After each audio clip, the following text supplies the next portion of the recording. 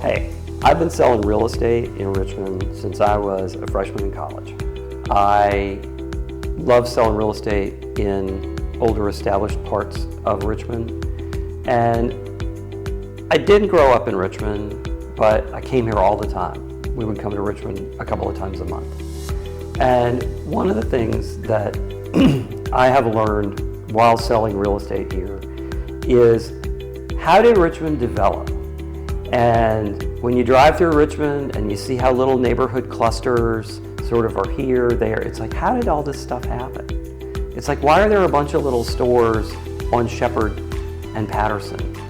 Why are there a bunch of little stores on Lafayette Avenue? Just sort of what went on to make Richmond what it is. And my observation is that if you go back and you learn about the trolley system or the Richmond Electric Railroad system, which started way early as it was horse-drawn, it wasn't electric. And it was the first trolley-type mass transit in the United States.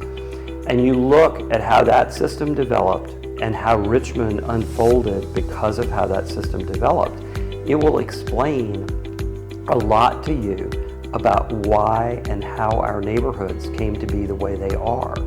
The whole history of the trolley is fascinating, and there are layers and layers and layers of it, because over the years from the 1870s up until the late 1940s, this trolley system changed, and they changed routes and they moved things around.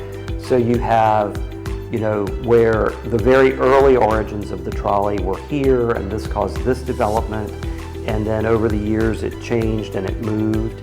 An example of this is like early on, the trolley went up Broad Street on Church Hill. Well, later in the trolley system's life, it went up Marshall Street. And then at the end of Marshall Street, it kept going and it went to Fulton Hill. But after the trolley was dismantled in the late 40s, you couldn't get from Church Hill to Fulton Hill very easily. People that lived on Church Hill could work at the University of Richmond and ride the trolley all the way to the West End to University of Richmond. But then they couldn't. They had to ride the bus, and nobody liked to ride the bus, but the trolley was fun, so apparently the trolley was really the bomb. And then we got the bus. Well, nobody likes the bus. It's like, when was the last time you rode a bus? I mean, I rode the bus when the Pulse opened, because it's like, okay, I got to try it out. I did it, and we actually Ubered back home. So, the bus is not a big deal, but if it had been the trolley, we'd have been like, oh, let's go out to dinner and jump on the trolley and go somewhere and go to dinner. And, unfortunately, that is gone, and there's probably no way to bring it back.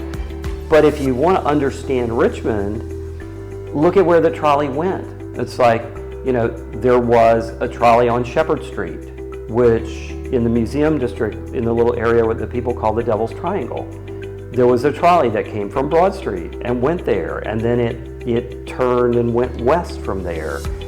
There was a trolley that came down Lafayette Street, and in that little neighborhood that's all sort of early 20th century development, like 1920, 1930, in that neighborhood, where Stella's and Stella's Grocery and, those little things are, it's because the trolley came down there.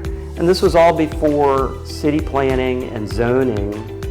And like the trolley went down Belmont Street. And Belmont Street has all these little commercial buildings that were built because there was a trolley car there. There was no zoning that allowed commercial buildings to be built there. They just built them there because it was convenient.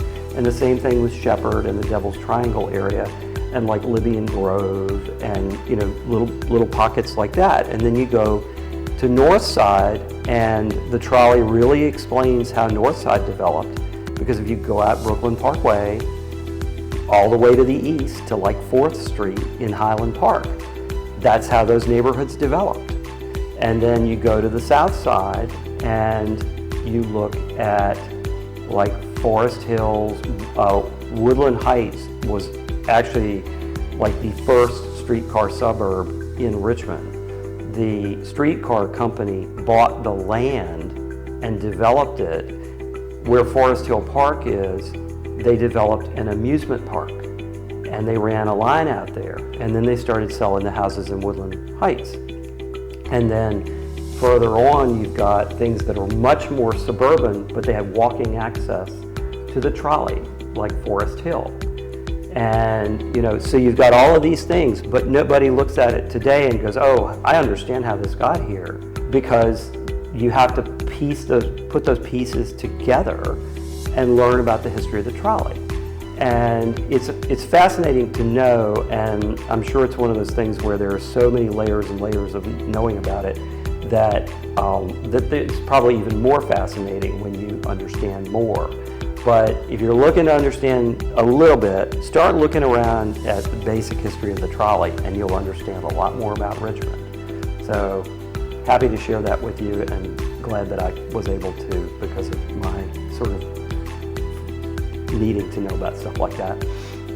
I'm Chris Small. I'm a real estate broker in Richmond, Virginia.